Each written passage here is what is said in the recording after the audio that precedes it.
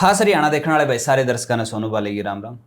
हमारे साथ में वीडियो ब्लॉगर महेंद्र सिंह हैं। स्वागत है भाई साहब आपका हमारे चैनल पर। धन्यवाद भाई, बहुत बहुत धन्यवाद। महेंद्र भाई, जो खिलाड़ियों का है पहला जनवरी में चल रहा था, उसके बाद में यूँ पता नहीं कमेटी कमूटी का चक्कर में स्थगित कर दिया था धरना। उसके बाद में दोबारा फिर करीबन 40 दिन पहला शुरू कराया यूँ, और एक खबर चल रही कि यूँ विपक्ष ने सिंगार दिए हैं। तो मतलब देखो कितनी कमाल की बात है कि भी उन कोई बच्चे हों, ठीक है, कोई मतलब मानसिक तौर पे विकसित ना हो, ऐसे लोगों के बारे में तो कह दिया जा सकता है कि बहका दिए। भाई जो लोग अपने टैलेंट का, अपनी इंटेलिजेंस का परिचय दे चुके हैं दुनिया का सबसे बड़ा टेस्ट पास करके, क्या एशियन गेम्स, क्या कॉमनवेल्थ गेम्स, क्या आपके ओलंपिक्स, वहाँ तक जो मेडल जीत के आए हैं। और ये जो कुश्ती होती है, ये मतलब जैसे गांव देहात की अपनी कुश्ती होती है ना, ऐसी नहीं होती है। मैट की जो कुश्ती होती है, इसमें जोर से ज़्यादा दिमाग का काम होता है। इसमें उठा उठा के ही नहीं पटकना होता। इसमें एक एक चीज़ के, किस चीज़ के क्या पॉइंट है, सब चीज़ें ध्यान में रखते हुए तब आपको मैट पे उतरना होता है। और मैं साक्षी मलिक को जानता हूँ, क्योंकि जब साक्षी मलिक पदक जीत के आई थी तो उस टाइम पे मैं जी न्यूज़ में था। जी न्यूज़ का हरियाणा मेरे पास था पूरा का पूरा। तो उनकी पूरी की पूरी कवरेज करने के लिए चैनल ने मुझे भेजा था। मतलब उस तरह पे उस टाइम पे कितना वेलकम था, सारी की सारी मीडिया झूमी हुई थी। उनकी क्या परिवार, उनके क्या रिश्तेदार, इवन गली में से अगर कुत्ता भी गुजर रहा तो उसका भी इंटरव्यू मीडिया वाले ले रहे थे। तो उस टाइम पे मुझे पता चला था साक्षी सिर्फ ऐसी नहीं है कि भी वो खेलों में आगे है, वो पढ़ाई में भी ऐसी लड़की है जो होती है ना कि 90-90 95% लेने वाली लड़कियां होती हैं, बच्चे होते हैं, उनमें से है साक्षी। उन पहलवानों के बारे में ये कहा जा रहा है कि इनको तो बहका लिया किसी ने भी। मतलब आप दोहरा उनके साथ अन्याय कर रहे हो। एक तो आप उनकी सुनवाई नहीं कर रहे हो, उनको न्याय नहीं दे रहे हो। दूसरा, आप उनको इतना डफर साबित करने की कोशिश कर रहे हो कि इनको तो कोई भी बहका सकता है। तो एक बात और इस टाइम पे निकल कर आने लग रही है कि भाई 12 साल बाद कुकर याद आया कि हमारे गले छेड़खानी, जब इंदौर है सारा सौदा था, ये पीक पे थी, सारा कुछ था, तब इनती कहना चाहिए था जब छेड़खानी हुआ। और एक और सोशल मीडिया पे जो मैसेज चलाया जाने लग रहा है कि भाई जो इतने तगड़े तगड़े पहलवान ना पटकनी देश के हैं, तो एक 60-65 साल का बुढ़ा को नहीं इनका ऊपर काबू में आया, तो यह बात और कही जाने लग रही है। पहली बात तो ये 12 साल पहले का मामला नहीं है। 12 साल जो बृजभूषण शरण सिंह अध्यक्ष रहा है कुश्ती संघ का, इस दौरान की ये सारी की सारी घटनाएं हैं। और ये जो 7 खिलाड़ी हैं उनमें जूनियर स्तर की ज़्यादातर खिलाड़ी हैं। अच्छा, दूसरी बात क्या है कि जब भी इस तरह के मामले सामने आते हैं, क्या सच में ही कानून है ऐसा कोई, ऐसी कोई धारा ये बताती है कि भाई जिस दिन हुआ है आपको उसी दिन रिपोर्ट करना है?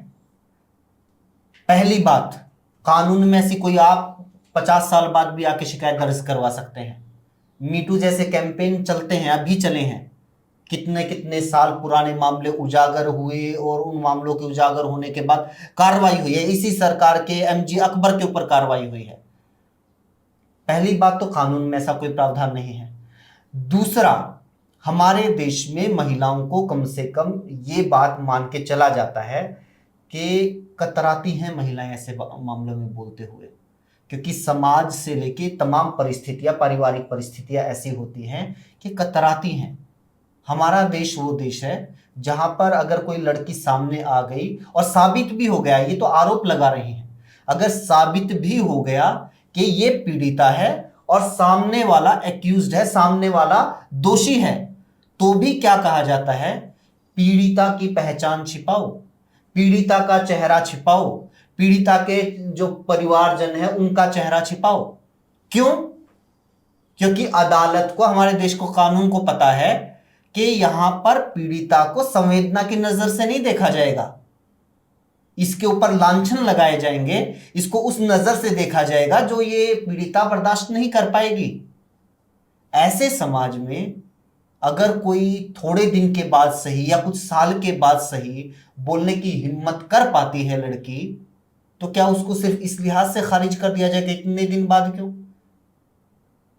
और ऐसा होता है, बहुत बार होता है और इसलिए इसमें कानून में भी अलग अलग प्रावधान हैं कि अगर आपका कोई कस्टोडियन है, आपकी ऑफिस का कोई स्टाफ है, आप अपनी पोजीशन का इस्तेमाल करके किसी को दबाव में प्रभाव में लेके उसके साथ कुछ गलत करते हैं, तो ये तमाम चीजें कानून में बाकायदा मेंशन हैं। तो इस प्रभाव में आकर हो जाता। बहुत सारे ऐसे मामले होते हैं जिनमें नहीं होती है कोई रिपोर्ट भी, नहीं होती है कोई शिकायत भी। और बात ये सिर्फ यहां तक नहीं है, शुरू से बात ये है जांच तो कर लो। एक आम जो प्रक्रिया होती है ऐसे मामलों में जांच की, उसकी तो पालना कर लो। बाकी चीजें तो बाद में सामने आ ही जाएंगी, कौन सच्चा कौन झूठा। तो महेंद्र भाई एक बात और सामने निकल कर आवा है कि देखो पर्चा दर्ज हो गया, सारी बातें हो गई हैं, और सीधे तौर पे यह बात कही जाने लग रही है कि न्याय व्यवस्था भी कहीं ना कहीं दबाव में है। देखिए जब भी कोई भी केस अपना हिसाब से चला है, इस एक्ट में वो चीज़ें नहीं हुई जो एक सामान्य परिवार के बालक के साथ में अगर हो जाती तो उसको पहले पकड़ा जाता, उसके बाद में कार्रवाई होती। तो फिर कहीं ना कहीं न्याय व्यवस्था पे भी सवाल या निशान खड़ा हुआ है। न्याय व्यवस्था क्या, ये पहले तो पुलिस के पास है मामला। पॉक्सो जैसा एक्ट आपके खिलाफ या मेरे खिलाफ अगर लग जाए तो सबसे पहले तो होगी हमारी गिरफ्तारी, और फिर मीडिया में चलेगा ये रावण है, ये राक्षस है, जांच से पहले ही ये तो दरिंदा है। और कोई भी चैनल, कोई भी मीडिया ये नहीं कहेगा कि इसके ऊपर आरोप हैं, सीधा कहेगा कि इसने तो किया है। आम आदमी के साथ तो होता ही ये। ब्रिजभूषण के साथ क्या होता है, ब्रिजभूषण के ऊपर जब आरोप लगते हैं तो पूरी की पूरी सरकार, जिस पार्टी की सरकार है वो देश की सबसे बड़ी पार्टी, उसके बड़े बड़े मंत्री, यहां तक कि महिला कल्याण मंत्री, उसके करोड़ों जो कार्यकर्ता और जिन लोगों को हम उस पार्टी के चमचे अंधभक्त बोल देते हैं, वो पूरी की पूरी मीडिया और तमाम फिर और जातीय संस्थाएं और अलग अलग संगठन, तथाकथित साधु संत, सारे के सारे आ जाते हैं ब्रिजभूषण के बचाव में। एफआईआर तक नहीं होती। ये तो कानून है ना कि भाई कम से कम अगर कोई ऐसी शिकायत करती है लड़की, सबसे पहला काम होता है एफआईआर करो। और यहां तक कानून है कि अगर कोई पुलिस अधिकारी एफआईआर नहीं करता है तो फिर उसके खिलाफ कार्रवाई होगी। एफआईआर नहीं होगी। सुप्रीम कोर्ट गए खिलाड़ी, तब जाकर दिल्ली पुलिस की हिम्मत हुई कि ब्रिजभूषण के खिलाफ एफआईआर कर दे। तो ये सारी चीजें नजर आ रही हैं। आप एक बात बताइए, हरियाणा में भी यही हुआ था।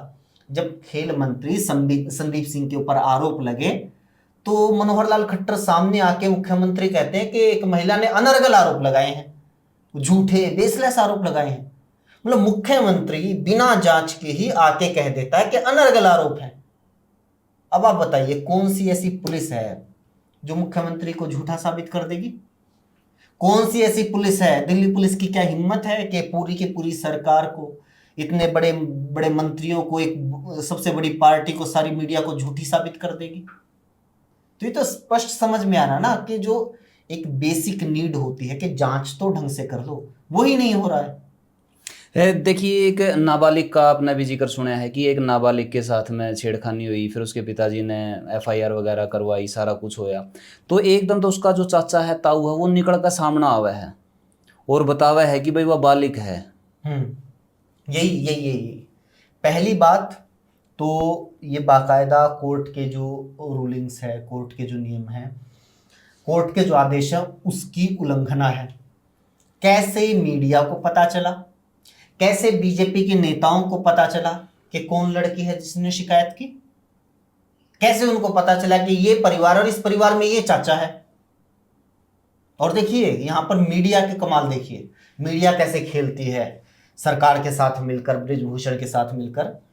चाचा के बयान की बड़ी बड़ी हेडलाइंस कि भी चाचा ने कहा कि वो तो बालिग ही नहीं है, जबकि उस लड़की का पिता ये कह रहा है कि ये कौन चाचा, इसके साथ तो हमारी बोलचाल नहीं है कई साल से, ये तो हमारे खिलाफ है शुरू से ही।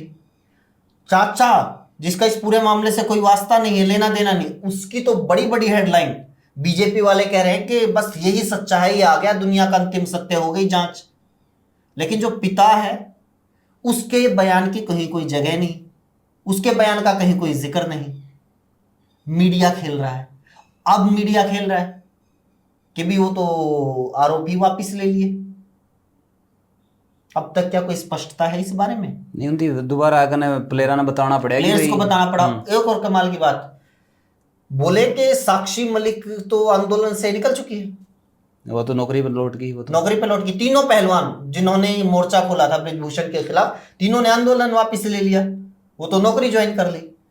मतलब वो आदमी आगे आके कह रहे हैं कि नहीं लिया आंदोलन वापिस, हम अपने आरोपों के ऊपर कायम हैं, हम चाहते हैं अभी भी ब्रिजभूषण के ऊपर कार्रवाई हो और हमारा आंदोलन जारी है।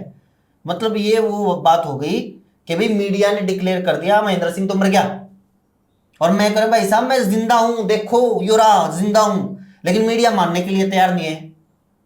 जो खबरें मीडिया ने चलाई, लगभग सारे चैनल्स ने चलाई, बिल्कुल बड़े बड़े चैनल जिस थी सब ने चलाई, पहलवानों ने नकार दिया। आज भी वो खबरें जाके आप उनके सोशल मीडिया प्लेटफॉर्म्स के ऊपर देख लीजिए, यूं की यूं खबरें हैं। इतनी अव्वल दर्जे की बेशर्मी हो रही है। नहीं मीडिया के अंदर भी तो महिलाएं हैं, उनको तो थोड़ा बहुत ख्याल इस बारे में भी होना चाहिए, और सरकार में भी बहुत सारी ऐसी महिलाएं हैं, वो भी बोल सकें कि भाई न्याय तो मिलना ही चाहिए। नहीं ये तो हम लोग है ना बहुत टटोल चुके हैं, बहुत कोशिश की है हमने भी, मतलब थोड़ी बहुत जो कोशिश करते हैं, जो वीडियोस वगैरह बनाते हैं, कि कम से कम महिलाओं की आत्मा तो जागे, एक महिला होने के नाते, क्योंकि ये होता है, एक टच होता है, एक फीलिंग होती है, एक दूसरे का हम दर्द समझते हैं। आप पिता हो तो आप किसी भी बच्चे का दर्द मतलब किसी और ऐसे आदमी से ज़्यादा समझ सकते हो, ये होता है। हमने बहुत कोशिश की, सारे लोग इतने दिनों से इतनी कोशिश कर रहे हैं कि कम से कम इन महिलाओं की आत्मा तो जाग जाए, लेकिन तो आप भूल जाइए, मतलब वो महिलाएं जो छोटी छोटी बातों के ऊपर, छोटी छोटी बातों के ऊपर पूरी की पूरी संसद को हिला देती हैं, चिल्लाती हैं सोनिया गांधी इस्तीफा दो, सोनिया गांधी माफी मांगो, छोटी छोटी बातें के ऊपर इतना चिल्लाती हैं। उन्होंने ब्रिजभूषण को अपना नेता मान लिया, उन्होंने अपनी राजनीति ब्रिजभूषण के चरणों में समर्पित कर दी। छोड़िए आप मोदी, योगी आदित्यनाथ, ब्रिजभूषण आज की तारीख में तो सबसे बड़ा नेता बीजेपी का। हिम्मत नहीं है बीजेपी की किसी महिला नेता की उसके खिलाफ बोलने की। प्रधानमंत्री मोदी की हिम्मत नहीं है, गृह मंत्री की हिम्मत नहीं है।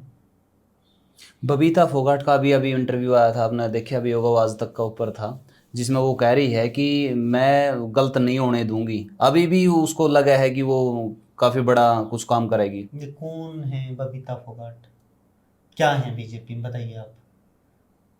दिक्कत पता है क्या है, मतलब ये बड़ा बबीता फोगाट को लेके हमेशा दुख होता है। इतनी बड़ी खिलाड़ी, और हमेशा देखा है कि भी खिलाड़ी बहुत सारे राजनीति में आए हैं, लेकिन वो बड़े नेता बने हैं। अच्छी बात है भाई, खिलाड़ी आए, अलग अलग फील्ड्स के जो एक्सपर्ट्स हैं वो आए पॉलिटिक्स में, अच्छी बात है, उनकी कुछ अचीवमेंट्स होती है, कुछ नाम होता है। बड़ी खिलाड़ी बनती, सबको खुशी होती, पूरे हरियाणा को खुशी होती, लेकिन हो क्या रहा है, एक ट्रोल बन गई है। ऐसी ऐसी बातें हमेशा पूरा दिन उनके सोशल मीडिया प्लेटफॉर्म से बीजेपी कहलवाती रहती है, और बहुत सारे लोग तो यहाँ तक कहते हैं कि उनको तो ये बातें लिखनी तक नहीं आती, मतलब उनके अकाउंट्स भी बीजेपी वाले हैंडल कर रहे हैं। और ऐसी ऐसी अनर्गल बातें, कोई ऑफिशियल स्टेटमेंट नहीं जारी कर सकती पार्टी, ऐसी बातें उनके मुंह से कहलवाई जाती हैं, उनके हवाले से कहलवाई जाती हैं। ऐसे नेताओं का ऐसे इस्तेमाल होता है जैसे नुपुर शर्मा का इस्तेमाल किया और फिर निकाल के फेंक दिया, ये तो फ्रिंज एलिमेंट है। इधर राजकुमार सैनी का इस्तेमाल किया, निकाल के फेंक दिया। नहीं बीजेपी मतलब जो बीजेपी नाथुराम गोडसे की नहीं हुई, बताओ, हम बीजेपी के नेता नाथुराम गोडसे मुर्दाबाद के नारे लगा देते हैं। नहीं मैं कहना चाह रहा हूँ इस टाइम पर, चलो ठीक है बीजेपी की वो कोई नेता नहीं, उसका कोई जनाधार नहीं है, कोई उसकी बात की वैल्यू नहीं है, लेकिन परिवार के साथ में तो गद्दारी मत करे। क्या करें सर, परिवार का वही वाली बात है, परिवार का मामला, मतलब इसको ना इस लिहाज से हमें देखना ही नहीं चाहिए, है ही नहीं। चाहे अगर बबीता फोगाट उस परिवार से नहीं होती तो फिर क्या उनको हम जस्टिफाई कर देते। स्मृति ईरानी नहीं है, स्मृति ईरानी नहीं है, और जितनी बड़ी बड़ी महिला नेता हैं बीजेपी की वो नहीं है, तो ये परिवार का मामला है ही नहीं, ये कानूनी मामला है, और निश्चित तौर पर उसी लिहाज से इसके बारे में चर्चा होनी चाहिए। बबीता फोगाट कोई भी ऐसी अथॉरिटी नहीं है कि उनकी बात के ऊपर भरोसा किया जा सके। अमित शाह से मिल चुके हैं खिलाड़ी, तब कुछ नहीं हुआ, बबीता फोगाट के आश्वासन के ऊपर सारा सब कुछ चल जाएगा। नरेंद्र मोदी को जानते हैं खिलाड़ी, नरेंद्र मोदी इन खिलाड़ियों को पर्सनली जानते हैं, प्रधानमंत्री इनके देवता सबसे बड़े, वो कुछ नहीं कर पा रहे, बबीता फोगाट के आश्वासन के ऊपर सब कुछ हो जाएगा। नहीं, 28 तारीख को जैसे ही आपने पता उद्घाटन था और एक तरफ इनको बहुत बुरी तरह से वहाँ पे घसीटा गया है, तो प्रधानमंत्री जी ने भी काफ़ी बुरी तरह से इग्नोर कर दिया, जैसे उस दिन कुछ हुआ ही नहीं। ये हमेशा ही होता है, जब भी प्रधानमंत्री की तरफ सारा देश देखता है कि बोलिए, इस मुद्दे के ऊपर बोलिए, इस मुद्दे के ऊपर मुंह खोलिए, वो चुप हो जाते हैं, वो गायब हो जाते हैं, पिक्चर से गायब हो जाते हैं, जैसे कुछ हुआ ही नहीं, इन्होंने कुछ देखा ही नहीं। वो चाहे राजनीतिक मामले हों या फिर इस तरह के मामले हों, कठुआ से लेके, उन्नाव से लेके, हाथरस से लेके, और अब ये पहलवानों वाला मुद्दा, ऐसे कितने ही मामले हुए हैं। और क्या उम्मीद की जा सके। किसान आंदोलन के दौरान आपने देखा लखीमपुर खीरी में किस तरह केंद्रीय मंत्री के बेटे की थार ने किसानों को रौंद भेड़ दिया। बकरियों की तरह रौंद दिया, और वो आदमी आज भी मोदी की कैबिनेट में है। क्या आप उम्मीद कर सकते हैं कि एक सांसद के ऊपर कार्रवाई कर देंगे वो? ये तो आप मान के चलिए कि भाई आप जब भी इस सरकार के, मतलब छोटे से, मतलब बीजेपी के आप किसी पार्षद के खिलाफ भी लड़ोगे तो आपको उस पार्षद के खिलाफ नहीं लड़ना पड़ेगा, आपको पूरी की पूरी बीजेपी, सारी की सारी सरकारी मशीनरी, प्रधानमंत्री, पूरी की पूरी मीडिया, सबके खिलाफ लड़ना पड़ेगा। तो मैं इस जो टॉपिक का अंत में पहुंचना चाहूँगा, तो जब आपने इतना सारा लगा है कि हर जगह तो इग्नोर है, हर जगह तो कोई पॉजिटिव वेव नज़र नहीं आने लग रही हैं, तो इस आंदोलन का अंत आप क्या कुछ देख रहे हो? देखिए, मैं ये नहीं कह रहा कि भाई बिल्कुल अंधेरा ही हो गया है, पॉसिबल नहीं है, क्योंकि ना ये जो गांधी, नेहरू, अंबेडकर जी सच में बहुत दूर की सोचने वाले लोग थे। वो ऐसा खूंटा ठोक के गए हुए हैं लोकतंत्र का। नरेंद्र मोदी जैसे कितने ही लोग आएंगे उसको उखाड़ने की कोशिश करेंगे, नहीं उखाड़ पाएंगे। इस देश के लोगों ने इतने साल तक इस देश में लोकतंत्र देखा है, इस देश के लोगों ने बोलने की जो आज़ादी है उसको एंजॉय किया है। अगर ये सोचते हैं कि नरेंद्र मोदी सभी के मुंह के ऊपर टेप लगा देंगे, सारे बोलने बंद हो जाएंगे, और वो कभी किसी को मीडिया के ज़रिए, किसी को पुलिस के ज़रिए, किसी को सेना के ज़रिए चुप करवा देंगे, तो ये पॉसिबल नहीं है। बहुत बड़ा देश है, कहीं ना कहीं से कभी किसान आंदोलन उठेगा तो कहीं कर्मचारियों की मांग उठेगी, कहीं पहलवान उठेंगे तो कहीं कोई पत्रकार खड़ा हो जाएगा। होगा ये, ऐसा खूंटा है, आप पूरी की पूरी मीडिया को खरीद लोगे तो इधर से कोई सोनू बाली खड़ा हो जाएगा, लोग अपने मोबाइल कैमरा का सेल्फी मोड ऑन करके पत्रकार बन जाएंगे। ये ऐसा खूंटा ठोक के गए हुए हैं हमारे जो नेता हैं। अब मोदी कितनी भी कोशिश कर लें, किसान आंदोलन में क्या मोदी झुकना चाह रहे थे? नहीं झुकना चाह रहे थे, झुकना पड़ा। अब ये जो पहलवानों का मुद्दा है, ये मोदी देख रहे हैं कि हाँ सिर्फ ठीक है एक सांसद बचा रह जाएगा, क्योंकि इन फ्यूचर हो सकता है कि स्थिति खराब हो या उनके नाम पे कुछ जाति वगैरह के वोट मिल जाएंगे। लेकिन उनको ये नहीं पता है कि जो ये महिला पहलवान है ये आधी आबादी का वोट बैंक है। क्या देश की महिलाएं नहीं देख रही हैं क्या हो रहा है जिस तरह से? क्योंकि देखिए, मैं फिर कह रहा हूं, नेता जो महिला नेताएं हैं उन्होंने बेशक ब्रिजभूषण के चरणों में अपनी राजनीति समर्पित कर दी हो, लेकिन जो आम महिलाएं हैं, आम लड़कियां हैं, वो तो देख रही होंगी। क्या उनके मन में टीस नहीं उठेगी? क्या उनके मन में ये बात नहीं आएगी कि हम जो नरेंद्र मोदी को सोचते थे, समझते थे, ऐसा तो कुछ भी नहीं है। ये जो साक्षी मलिक हैं, विनेश फोगाट हैं, इनको देखकर कितनी ऐसी लड़कियां होंगी जिनके माँ बाप ने कहा होगा कि देखो बेटा, देश का नाम रोशन किया, तुम भी बड़ी हो के ऐसा ही कुछ करना। अब वो जो माँ बाप हैं वो क्या बताते होंगे साक्षी मलिक और विनेश फोगाट के बारे में, या वो लड़कियां क्या सोचती होंगी मोदी के बारे में, इन खिलाड़ियों के बारे में? तो आप कितनी भावनाओं को मार सकते हो? ये पॉसिबल ही नहीं है, संभव नहीं है, कितनी भी कोशिश कर लो।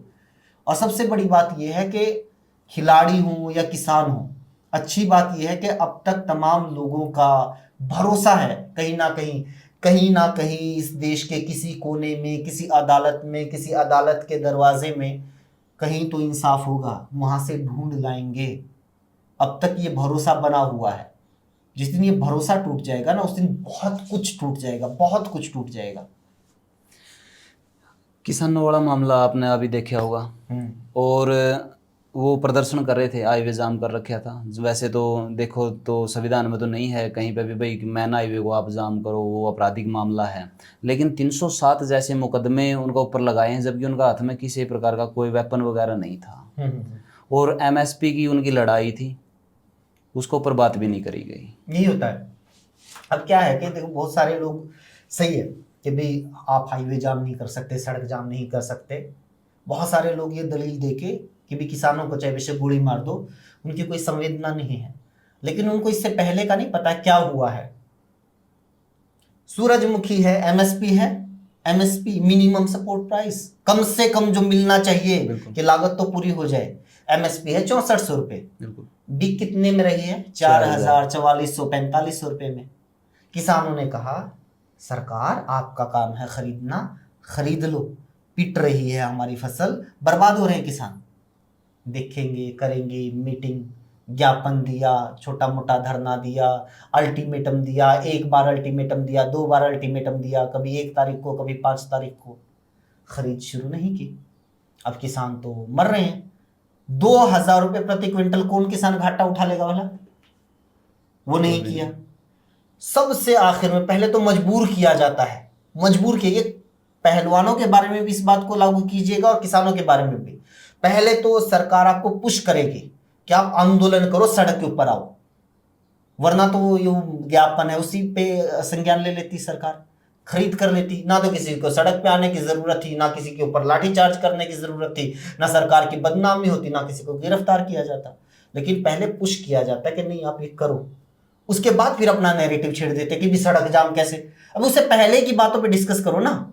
अब किसान, ये पहलवानों के बारे में भी ऐसा किया कि भी राजनीतिक लोग आ रहे हैं, राजनीतिक लोग देखो उसको भाषण दे रहे हैं। इससे पहले तो गैर राजनीतिक था सारा सब कुछ, तब बढ़िया आपने ब्रिजभूषण के ऊपर कार्रवाई कर दी। तब तो पहलवानों ने, जो राजनीतिक लोग आए थे, उनको वहां से बेइज्जत करके भी निकाल दिया था अपने मंच से, तब कर दी थी ब्रिजभूषण के ऊपर कार्रवाई।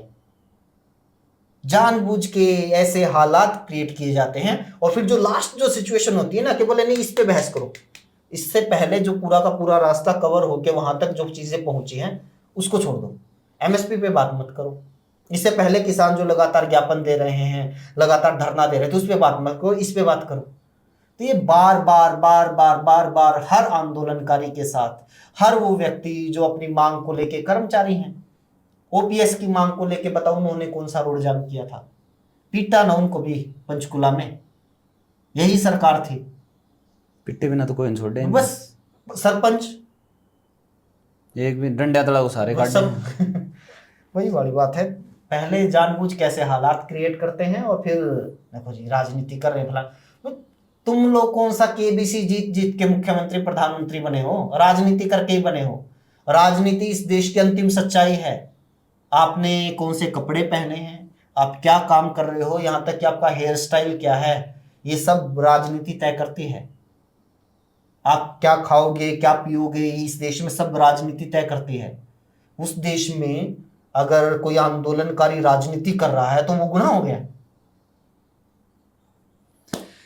बहुत बहुत धन्यवाद महेंद्र भाई। बहुत सारी बात होगी, वीडियो शायद लंबी हो जाए, इस वजह से थोड़ी शॉर्ट करने की कोशिश करा हाँ। और आप कितने सहमत हो महेंद्र सिंह की विचारांत है, नीचे कमेंट बॉक्स में आप जरूर बता दियो। वीडियो ने शेयर कर दियो। मिला नेक्स्ट वीडियो में, तब तक के लिए जय हिंद, वंदे मातरम, जय जवान जय किसान।